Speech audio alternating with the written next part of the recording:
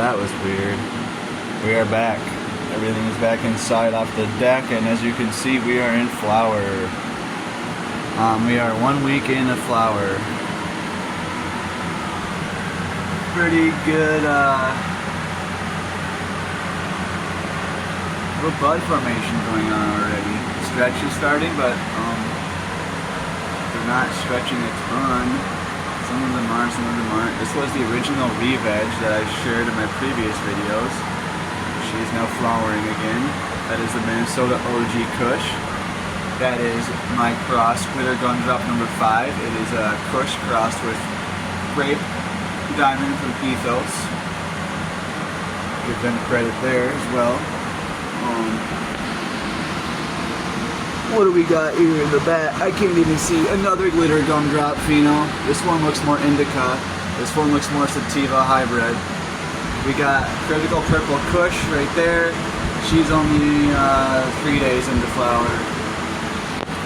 These two. So these 4 have been in flower for a week. Critical Purple Kush, 3 days. Glitter Gumdrop number 4. Another pheno, 3 days. Double Trouble, Bubblegum Kush reversed onto itself.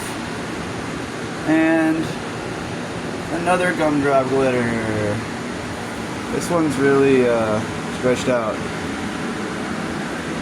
These are all bushes. I started it in cocoa. A lot of them are still in cocoa. Some I transplanted. When I did, I mixed them with some soil.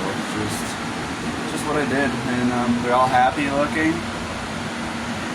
They were little leaf color was a little off this morning as far as, I don't know if you can even see it under here. Just the green is kind of inconsistent, kind of getting these blotchy greenish looks. That means it was calcium deficient, so I went ahead and I fed it calcium this morning, as long as with some banana tea, which was this potassium. So I believe in a little bit of phosphorus comes from there. It's got to, because when you make banana tea, it turns the water red. But that doesn't say phosphorus. I don't know what does. Anyway, here's an update. I had the scrog screen up, and you know what? I chose not to push it down. I chose just kind of let them do them things. If they stretch real far, I might lower it, you know, to kind of help support some of the top colas and whatnot. But yeah, once again, budget setup. Credit goes to Bay Labs for the $270 720 watt light, dimmable. It's got the far red in there and the white light. I like it. The plants obviously seem to love it. I did have to go with the Vivo Sun carbon filter, because you gotta scrub your smells when you're growing dank like this. Once again, credit to the Melon Farms tent. Cheap, sturdy, reliable. Don't gotta break the bank to grow dank.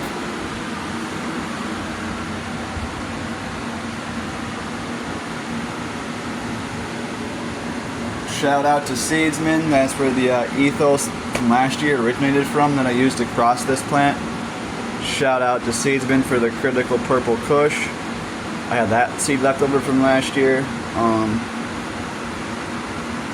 Everything else you see in here are crosses I've made over the last year and pheno hunted. If you watch the very first block I posted on my channel, this tent was a lot fuller with a ton of little plants, and this is what's left of them. Now let's jump out to the outdoor plants. Let's go outside. Alright, so this is my outdoor lineup. I didn't want plants that were 10 feet tall this year. Last year I put my outdoor stuff out in May, and this whole area, if you look at some of my earlier on videos, was stacked with huge plants. It was a fucking awesome experience. I would do it again. I just need to build my greenhouse, which I'm working on.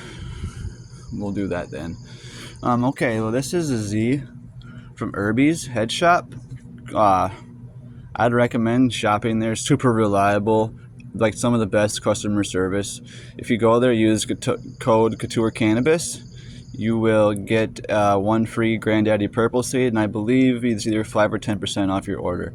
Save yourself some money and get yourself an extra seed. And beyond that, every order they toss in an extra seed, 2, 3, 4, 5, or 6, depending on what you order.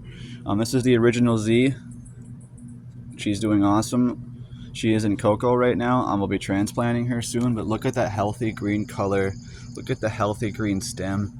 Very healthy genetics, very healthy plant. The next one up is also from Herbies.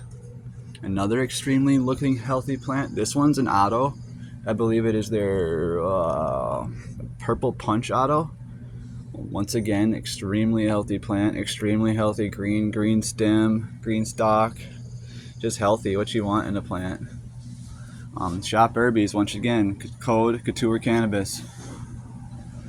This glitter gumdrop, I want to see how she does outside. This is my first time running her. Like I said, pheno hunted it down. This is one of the phenos I selected. This one's gonna go stay out here. This one will explode. I will keep transplanting this pot bigger and bigger. It'll end up, this is in a 7-gallon, it'll end up in a 15-gallon. And then we got this. This is the Grape Diamond from Ethos Genetics. It's also with some companion plants. It's got carrot, sage, cilantro, almond, lavender planted around it. I'm going to keep this one outdoors. We'll put cages around it eventually.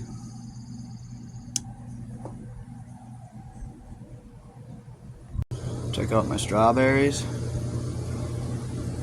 The key to growing strawberries is these are called runners. You want to cut the runners off, not all at once, but take a couple runners off every single day. It's going to help put more energy to building these flowers, which then turn into soon to be berries. If you look down closely in here, you're going to see there's more and more flowers wanting to shoot up. So the more runners you can take off day by day, the more flowers you're going to produce, which means the more fruit you're going to produce. So these are runners, runner, flower, runner, flower berry. Another strawberry plant. Gerber daisies at the end of his life. With Gerber daisies, you want to frickin' just chop them clean off.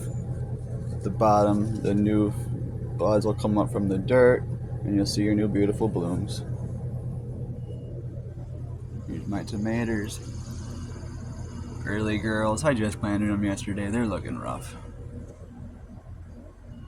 My corn, my aromas, my sweet 100s, and my jalapenos I just started.